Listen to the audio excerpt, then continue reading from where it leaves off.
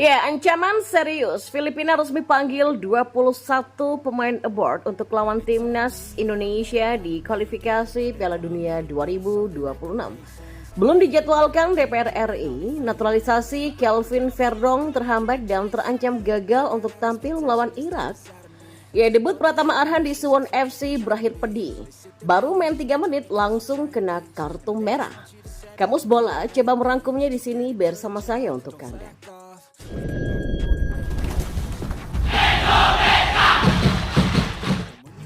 Ya, pelatih Filipina Tom Sinvet sudah memanggil 28 nama untuk menghadapi dua laga pamungkas grup F putaran kedua kualifikasi Piala Dunia 2026 zona Asia. Filipina dipastikan bakal menurunkan para pemain yang mayoritas tampil di luar negeri. Tom memanggil 5 pemain yang saat ini tampil di benua Eropa. Mereka adalah Dale Etheridge yang bermain untuk Birmingham City di Inggris, lalu Dylan Demongs untuk Zuid-Waregem di Belgia, Paul Tabinas untuk Firvan NL Vukovar untuk Kroasia, lalu ada Adrian Ugelvik untuk Lefangers di Norwegia, dan Scott Woods untuk Eltonsberg di Norwegia. Tom Sinvet juga memanggil beberapa nama yang saat ini tampil di Liga Amerika Serikat dan Kanada. Mereka adalah Michael Dalsimo di San Jose Earthquakes, Matthew Baldissimo untuk York United, Alex Moniz untuk New England Revolution, dan Ezekiel Bailey untuk New Mexico United. Sementara sisanya tampil di benua Asia, paling banyak tersebar di Asia Tenggara. Sejumlah pemain Filipina yang tampil kali ini juga membela tim Liga 1 Indonesia. Mereka adalah Anthony Pintus untuk PSS Sleman, Kevin Mendoza untuk Persib Bandung, Oji Porteria untuk Dewa United, Seyman Leingbo untuk Persik Kediri, dan Christian Rontini untuk Persita Tangerang. Hanya ada 7 nama pemain Filipina yang saat ini tampil di Liga Domestik. Tapi meski begitu, sejumlah nama dilaporkan telah menolak panggilan Tom ke timnas Filipina. Mayoritas mereka memang tampil di benua Eropa. Salah satunya adalah mantan Bayern Munchen yaitu Rafael Obermer. Selain itu ada beberapa nama lagi yang belum menyelesaikan proses administrasi agar bisa membela timnas Filipina tepat waktu. Filipina masih berpeluang untuk lolos ke putaran ketiga.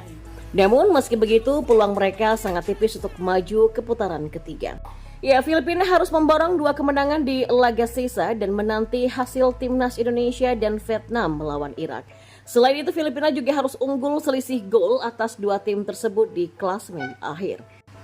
Sementara itu PSSI tengah mengupayakan naturalisasi bek kiri keturunan Belanda Kelvin Verdong, namun sampai saat ini proses naturalisasi ini masih belum jelas.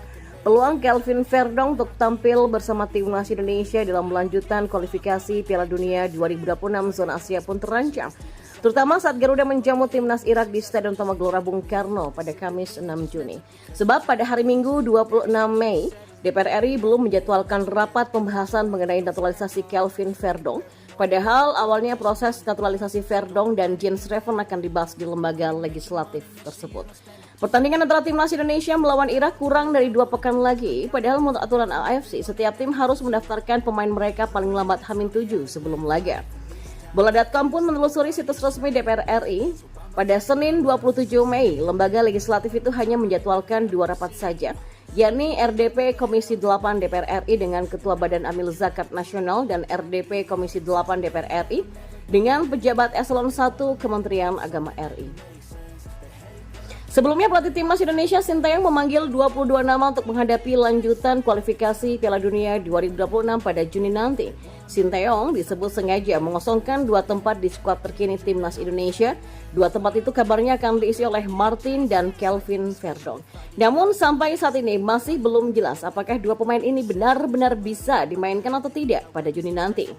Kelvin Verdong baru saja menjalani musim yang hebat di Belanda. Verdong menjadi andalan di sisi kiri pertahanan NEC Nijmegen.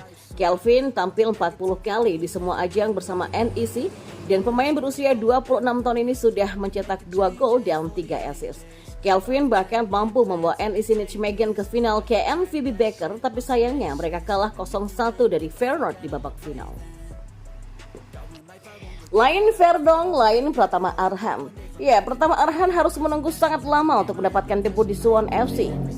Debut itu terjadi saat Suwon bertandang ke markas Jeju United dalam lanjutan K-League 2024 pada Minggu petang.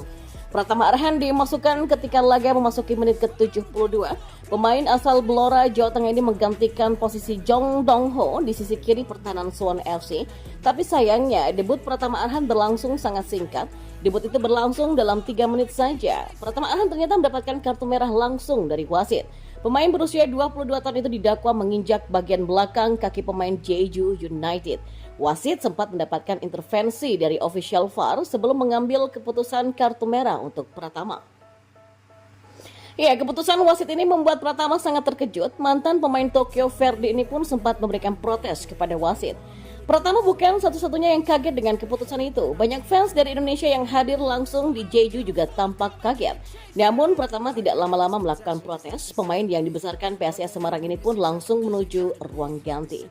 Ya, kartu merah langsung yang diterima Pratama Arhan bisa-bisa membuatnya absen dalam 2 laga terdekat Suwon FC. Hal ini tentu sangat disayangkan. Kemungkinan besar tidak lama setelah laga Jeju United kontra Suwon FC, Pratama Arhan akan langsung terbang ke Indonesia. Sebab Arhan mendapatkan panggilan timnas Indonesia untuk menghadapi 2 laga kualifikasi Piala Dunia 2026. Ya, pelatih timnas Indonesia Sinteyong perlu mempersiapkan strategi menghadapi perubahan dalam kekuatan timnas Irak menjelang lanjutan kualifikasi Piala Dunia 2026 zona Asia. Pertandingan antara timnas Indonesia dan Irak akan digelar di Stadion Utama Gelora Bung Karno pada 6 Juni.